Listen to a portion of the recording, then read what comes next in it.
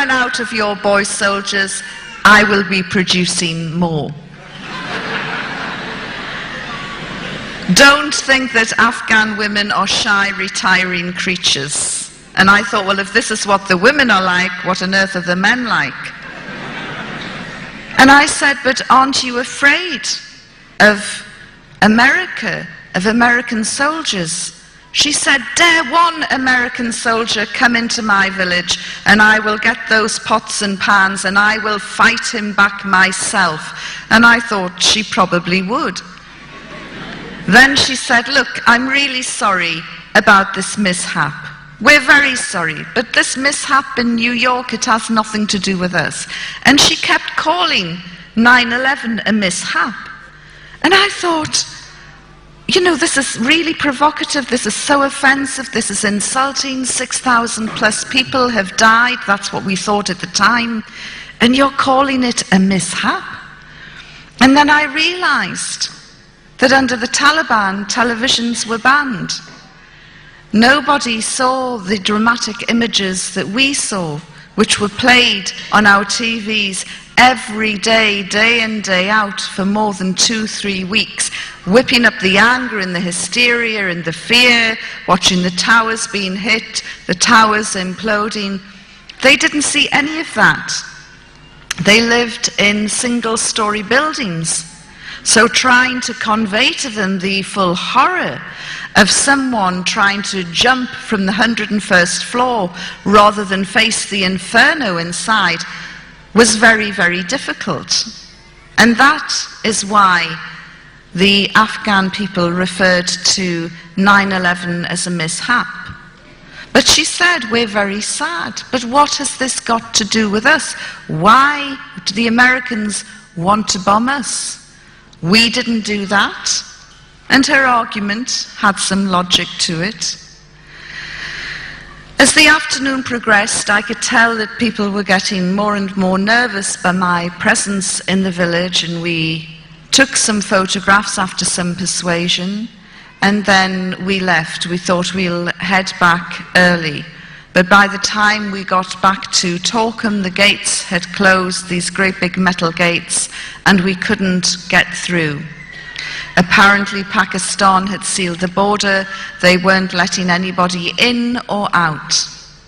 We stayed overnight, and the next morning we went back to the area of Torkham, and again the gates were closed. And I said to my guides, if I don't get back by a certain time, my news editor will raise the alarm and there will be all sorts of panic. And one of the guides said, well, we can go through a smuggling route. And my eyes lit up at this. I thought, this is very exciting. This will give me something to write about and add to the humanitarian report that I will be doing. And I said, great, okay. And I imagined that we'd be going through narrow mountain passes and ducking from bush to bush, and it would be really exciting. Because the border with Afghanistan is about 1,400 kilometers long.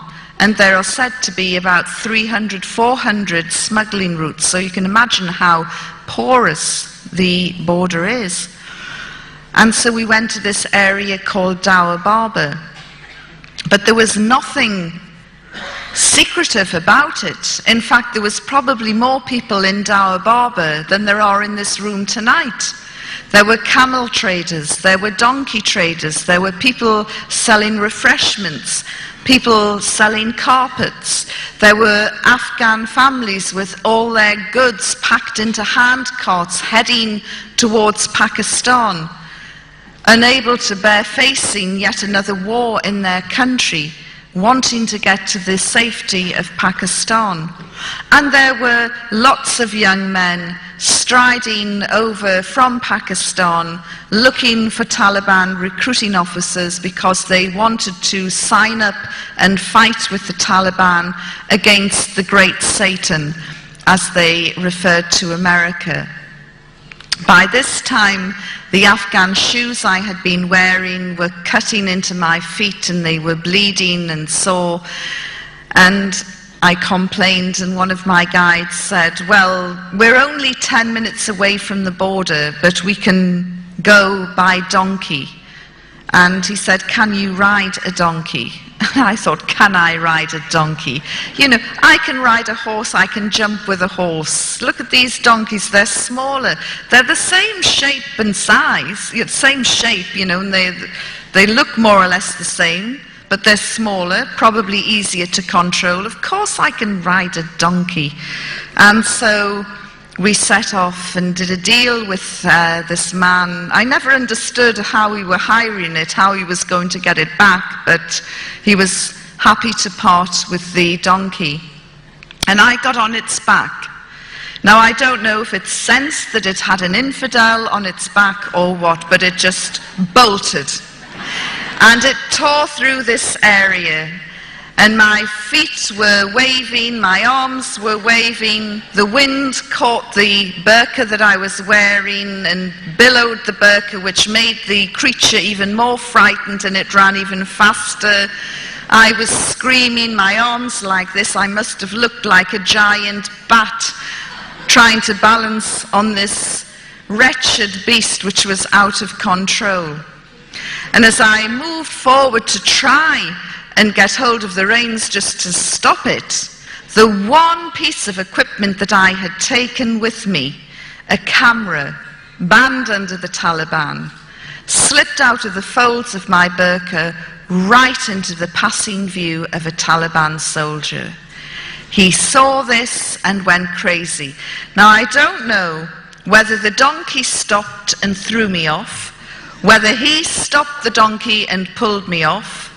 What happened, I really can't remember. All I remember is hitting the ground at a great rate of speed and then picking myself up. And as I drew myself up, I looked straight into the face of this Taliban soldier through the grill of my burqa.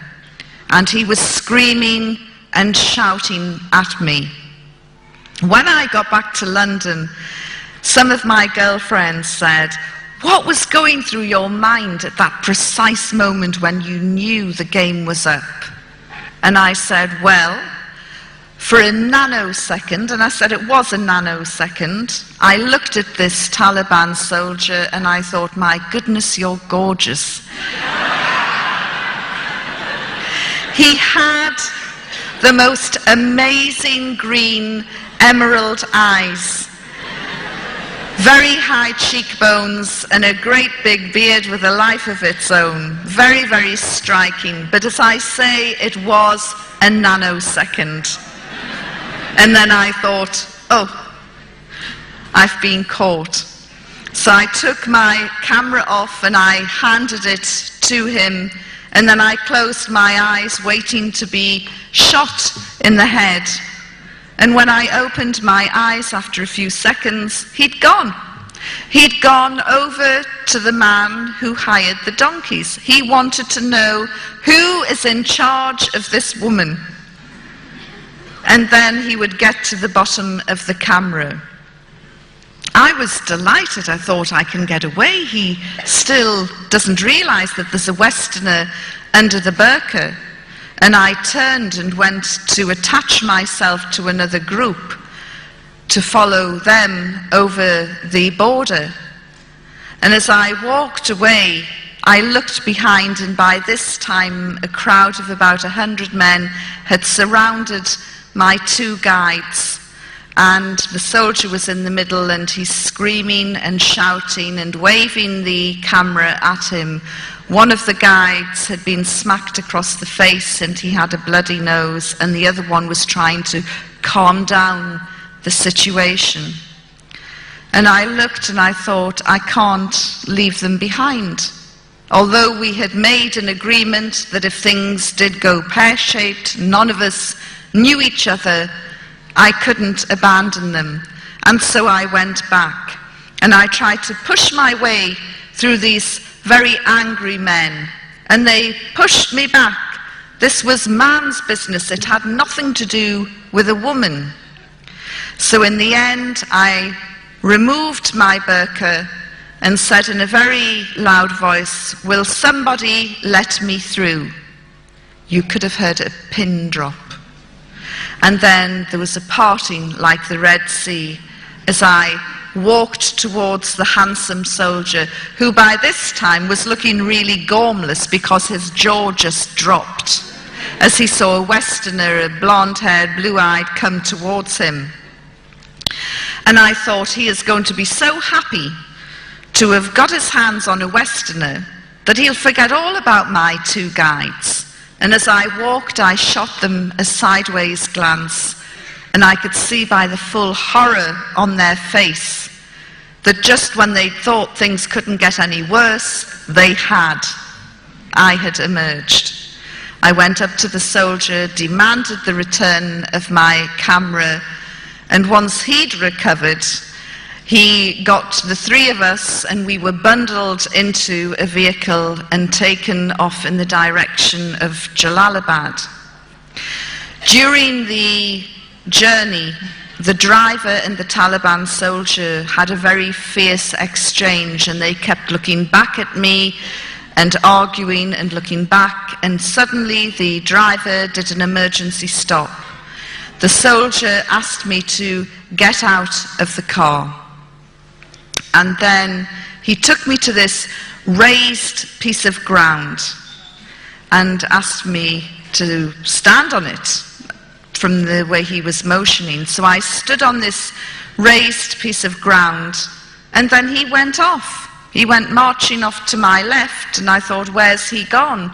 And I'm standing there, rigid with fear, daren't move on this little tiny hill, and I'm looking around, and then all I can see are stones and pebbles and rocks, and I thought, this is the stoning corner. I'm going to be stoned. He's gone off to get a crowd. He's probably gone off somewhere to say, hey, I've got a Westerner stoning in 10 minutes. So I'm standing there and I'm looking down, and all I could see was blood-red nail varnish coming up from my toes. I'd lost my socks and shoes in the melee, and I thought, oh no. Nail varnish is banned under the Taliban. If they see my toes, they'll probably chop them off one by one. So I tried to cover my toes as well. And I don't know what it is about Afghanistan. The place can be deserted 1 minute, and in the next 20 seconds you can have a crowd. And about 20 seconds later, there were about 80 scary-looking men staring back at me. And they were getting closer and closer. Of course, I'm thinking that they're getting closer and closer so they can take a good aim when the stoning starts. And I'm looking round at them and trying to find a kind face, maybe a hero, somebody who will come to my defense. And I couldn't see one. Everybody just looked really hostile.